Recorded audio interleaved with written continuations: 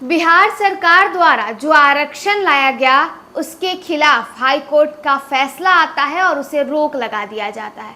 अब इसके खिलाफ नीतीश कुमार सुप्रीम कोर्ट जाने वाले हैं। नमस्कार, आप देख रहे हैं न्यूज़ फॉर नेशन और मैं स्वाति पांडे आपके साथ। बिहार में जब महागठबंधन की सरकार थी, जब राजद के साथ मिलकर बिहार के मुखिया यानी मुख्यमंत्री नीतीश कुमार सरकार चला रहे थे, तब आरक्षण की सीमा को बढ़ा दिया गया था। उसे 50% से बढ़ाकर 60% कर दिया गया था। अब इसके खिलाफ हाई कोर्ट ने यानी पटना हाई कोर्ट का निर्देश आता है। पटना हाई कोर्ट द्वारा इस आरक्षण को के फैसले को यानी नीतीश कुमार द्वारा लिए गए आरक्षण के फैसले को रोक दिया जाता है। अब इस पर नीतीश कुमार यानी नीतीश सरकार जो है वो सुप्रीम कोर्ट जाने वाली है। बिहार सरकार ने आरक्षण कानून में संशोधन को खारिज करने से संबंधी पटना हाई कोर्ट के फैसले को सुप्रीम कोर्ट में चुनौती दी है। इससे संबंधित याचिका बिहार सरकार की तरफ से मंगलवार को दायर कर दी गई। राज्य सरकार के स्तर से दायर की गई याचिका के बारे में महाधिवक्ता पीके शाही ने पुष्टि करते हुए कहा कि राज्य सरकार ने इस मामले को सुप्रीम कोर्ट के समक्ष रखा है ताकि हाई कोर्ट के इस मामले में आए आदेश पर विचार हो सके।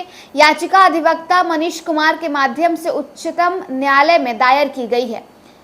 राज्य में जाति आधारित गणना कराने के बाद आई रिपोर्ट के आधार पर राज्य सरकार ने आरक्षण कानून में संशोधन कर दिया था। संशोधित कानून के तहत राज्य सरकार ने दलितों, आदिवासियों और पिछड़े वर्गों के लिए निर्धारित आरक्षण के प्रावधान 50% को बढ़ाकर 65% की थी। सरकार के इस फैसले को हाईकोर्ट में चुनौती दी गई। उच्च न्यायालय ने 20 जून को अपना फैसला सुनाते हुए कहा कि पिछले वर्ष नवंबर में राज्य विधानमंडल में सर्वसम्मति से पारित किया गया संशोधन आरक्षण कानून संविधान के प्रतिकूल है। यह समानता के मूल अधिकार का हनन करता है। उच्च न्यायालय की एक पीठ ने बिहार में सरकारी नौकरियों में रिक्तियों में आरक्षण, जो कि अनुसूचित जातियों, अनुसूचित जनजातियों और अन्य पिछड़े वर्गों के लिए संशोधन अधिनियम 2023 और बिहार शैक्षणिक संस्थानों में दाखिले में आरक्षण संशोधन अधिनियम 2023 को चुनौती देने वाली याचिकाओं को मंजूर कर लिया था। उनकी इस सुनवाई संयुक्त रूप से की गई थी।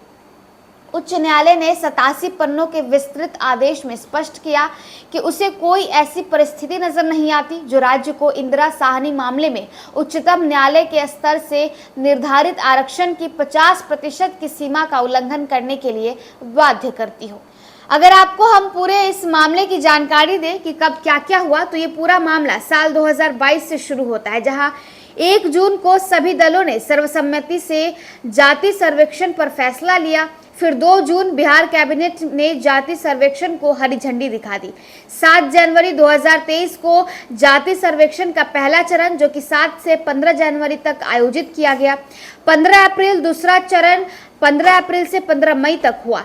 4 मई उच्च न्यायालय ने जाति आधारित सर्वेक्षण पर जो है रोक लगाई। फिर 1 अगस्त को पटना हाईकोर्ट ने जाति सर्वेक्षण को चुनौती देने वाली याचिका खारिज कर दी और सर्वेक्षण फिर से शुरू हो गया।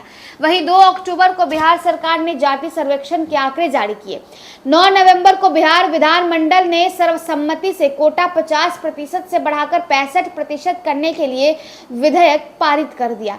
22 नवंबर बिहार सरकार ने राजपत्र में कोटा वृद्धि को अधिसूचित किया। साल 2024 में 11 मार्च पटना हाईकोर्ट ने कोटा वृद्धि को चुनौती देने वाली याचिकाओं पर फैसला सुरक्षित रख लिया। 20 जून को पटना उच्च न्यायालय ने कोटा वृद्धि को रद्द कर दिया, इसे असंवैधानिक करार दे दिया। वहीं 2 जुलाई को पटना हाईकोर्ट के फैसले के खिलाफ नीतीश सरकार ने सुप्रीम कोर्ट का दरवाजा खटखटाया।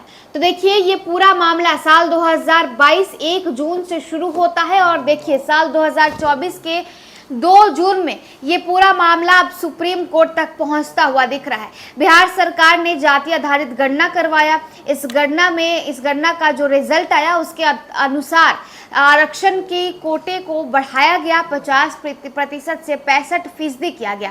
अब इस पर जहां एक तरफ पटना हाईकोर्ट ने इस आरक्षण पर रोक लगा दी है, तो वही अब नीतीश कुमार पटना हाईकोर्ट के द्वारा दिए गए फैसले के खिलाफ सुप्रीम कोर्ट का दरवाजा खटखटाने वाले हैं।